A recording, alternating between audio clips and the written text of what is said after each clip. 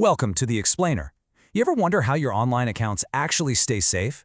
Well, today we're going to pull back the curtain on the secret world of web security by looking at two classic hacks that every single developer needs to know how to beat. So let's start with this. What if you could walk up to any locked digital door, any login screen, and just get in? No password needed. Sounds like something out of a spy movie, right? But here's the thing, it's a totally real-world threat, and it comes from a surprisingly common mistake. So we're about to see how a clever attacker can twist a few lines of simple code into a master key. And more importantly, we'll see the brilliant defenses developers use to keep our digital lives safe.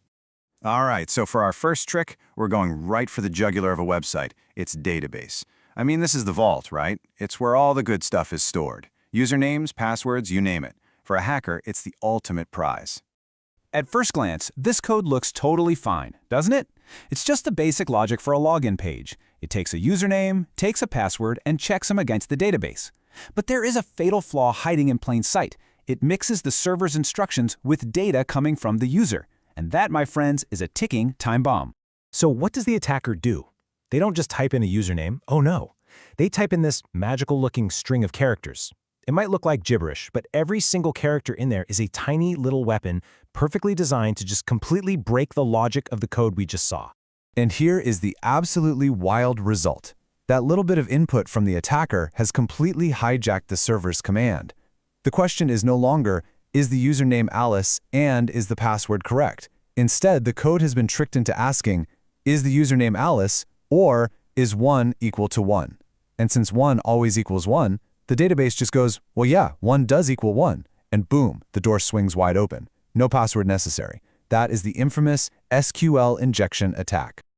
Okay, so how on earth do you stop an attack that powerful? Well, the solution is actually pretty elegant, and it's a cornerstone of modern web development. It's called the prepared statement. The best way to think about it is like one of those Mad Libs puzzles. You know, the actual story, the command itself, is set in stone. The user's input, that can only ever be the noun or the verb you fill into the blank. It can't suddenly change the plot of the story. This simple separation is absolutely key. Here's how it goes down in 3 simple steps. First, the server sends a template of the command over to the database using question marks as placeholders. Next, it safely binds the user's input to those placeholders. The database now knows, okay, this stuff is just data, it's not an instruction. Finally, it executes the safe complete command. And that malicious string from before, now it's just treated as a really weird username and the login fails. And just like that, the attack is dead in the water. Problem solved. Now, for our second hack, you got to get your head around this one weird thing about the web. The protocol it runs on, HTTP, is stateless. Now, what does that mean? Basically, think of a server as having the memory of a goldfish. Every single time you click on something, it completely forgets who you are. So websites need a way to remember you. And that's exactly where our next vulnerability pops up. So that brings us to this little cautionary tale about a made-up online store we'll call socks.com.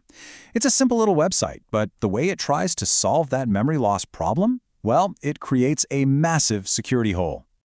So you're on the site, you find some awesome socks for $5.50, you hit order. So far so good. Then you're taken to a confirmation page that says your total is $5.50. You want to pay? Everything seems totally normal. But how did the server remember the price between those 2 pages? And here is the crazy part. The server doesn't actually remember a thing. Instead, what it does is it tucks the price into the web page's code in what's called a hidden field.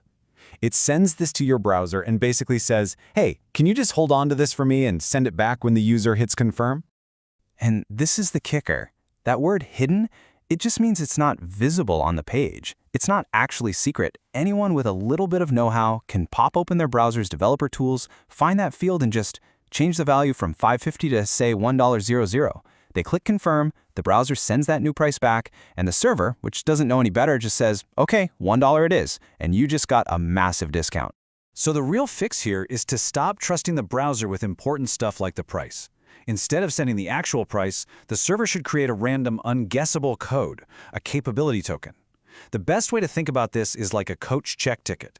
The server keeps your expensive coat, the real price, safe behind the counter. It just gives you a worthless little ticket to claim it with later.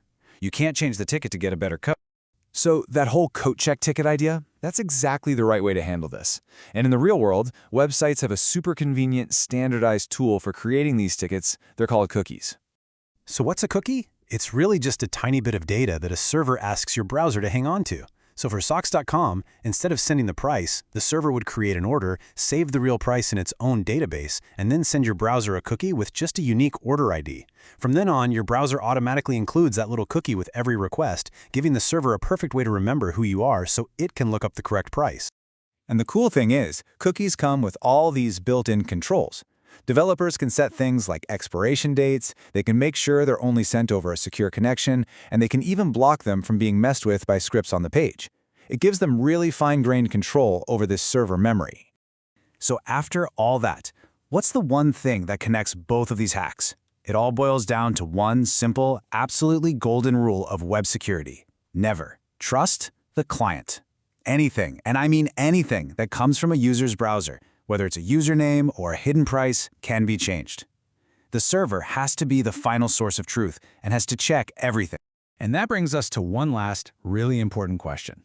This golden rule, it's been around since the early days of the web, but honestly, it is more important right now than it has ever been. As our browsers get smarter and things like AI get woven into everything we do online, how is this fundamental battle between a trusted server and an untrusted client going to change? What new fights are waiting just around the corner?